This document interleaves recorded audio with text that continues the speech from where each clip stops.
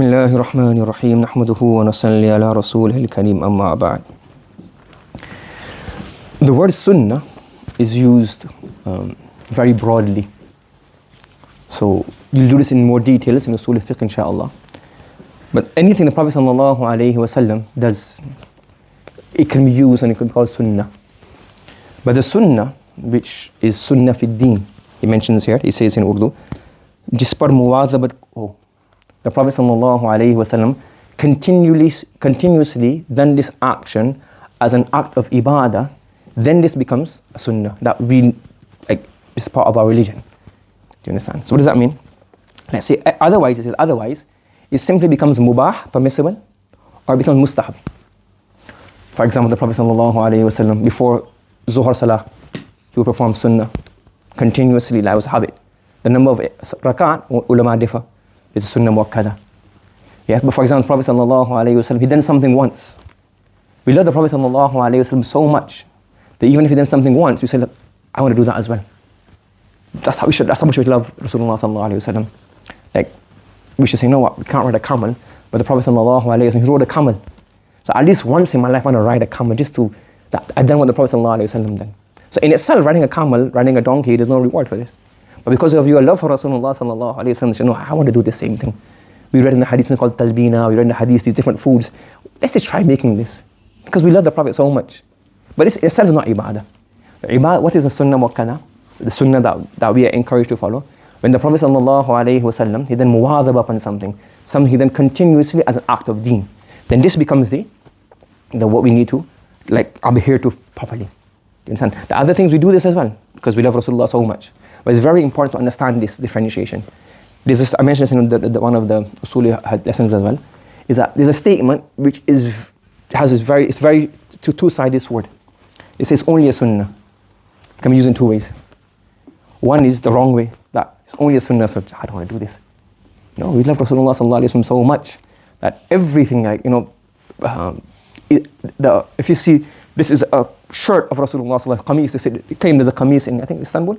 We don't know if it is or not, but they say, no, if it is, this is such a, you know, we love Rasulullah so much. That's why we love Medina, we love Makkah, we love the hadith, we love everything, because we love Rasulullah so much, everything.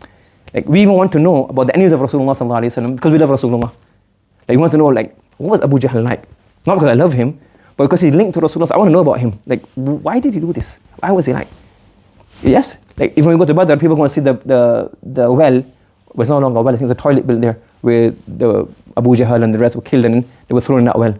But so you want to see that place, why? Because it's linked to Rasulullah. So that statement of just dismissing something as a sunnah is not good. But also, in a respectful way, it's only a sunnah is also important so you know how to deal with these ahkam.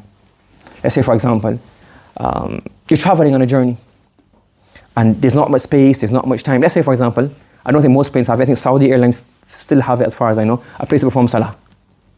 Now let's say you're in wudu, and now how many people want to perform salah? Most of the people on the plane. Now you said, okay, perform tahiyatul wudu. That you're going to take more time. It's like, brother, it's only a sunnah, and other people want to perform the farad. So you need to know the level of this, and let's leave it right now. We're traveling, or let's say, for example, you're performing salah, let's say, for example, children are crying. You say, look, this is a sunnah, just leave it for now, let's go attend to the children. So in this aspect, it's only a sunnah, we're not derogatory, but understanding it's a sunnah, this is its level, we need to deal with it at this level. That's also an important statement. So most times it's used as a derogatory term, like, just leave it. No, that's incorrect. But also in the hukam, and to keep everything in its right place is also very important. So we don't go beyond like the mashaqqa and misunderstanding and distorting deen. Does everyone understand? So that's why he says the sunnah mu'akkada, which we are commanded to carry out, which we must make a full effort, and shortcoming this is lamentable, is this: when the Prophet done something continuously as a sense of ibadah. And just on the side note, it's not relating to this, but we read, for example, there are many adhkar, many dhikr. You have before you eat, before you sleep, before you drink, before you come out of the toilet, when you wake up. So all of these are very good. So this one, Shaykh Hakim Akhtar Sahib rahmatullahi alayhi. So somebody wrote to him saying that, I know all of these, but I keep forgetting them. So I'm feeling really like frustrated, despondent that I don't love Rasulullah sallallahu alaihi wasallam, I'm not carrying out the sunnah. So he said that these are not from the sunnah muakkada. So your zeal and your passion that you want to do, these are very good, mashallah. But not doing them doesn't matter. If you forget it, not matter meaning, okay, make a system. Say, okay, I'll print one dua out, photocopy it, I'll keep it maybe by my door, by my car, and just for 1 week try to implement one dua. Try and make it effort. I'm not saying don't do effort. But it's nothing that if you don't do this, it's like you need to get despondent, give up, say, I can't do it, never do it. And this is the main thing, the main sunnah is leaving sins. That's the main sunnah, leave sins. Because when you're leaving sin, you're always remembering Allah subhanahu wa ta'ala. Let's say for example, the chance for you to swear, to get angry, but you don't get angry. That means remember Allah subhanahu wa ta'ala. You're not saying a dua, but what are you doing? I remember that Allah is watching me, I can't become angry. That's actually remembering Allah subhanahu wa ta'ala. So even though we should try to make an effort to inculcate as many du'as as possible in our life. But if we don't, I'm not saying don't try, don't give up, keep doing, but don't panic. It's something that takes time, do one at a time, slowly, bit by bit, practice, you forget, you remember, you forget. That's not, it's a hill you have to climb. Don't give up on it. But it's not something that you become despondent upon. The main thing you can do is, you can always remember is, don't to be Allah subhanahu wa ta'ala. And that, when you do that, you're actually doing dhikr of Allah. That's a dua. Dua means dhikr, isn't it? So if you remember, oh, no, I can't look. This is impermissible to look here. I can't steal right here. I can't shout here. I'm angry right now, but I can't shout on my, whoever it is. Then that's also dhikr. That you're remembering Allah subhanahu wa ta'ala. So that dhikr is mu'akkad, that dhikr is wajib. That to remember that now I can't be Allah subhanahu wa ta'ala.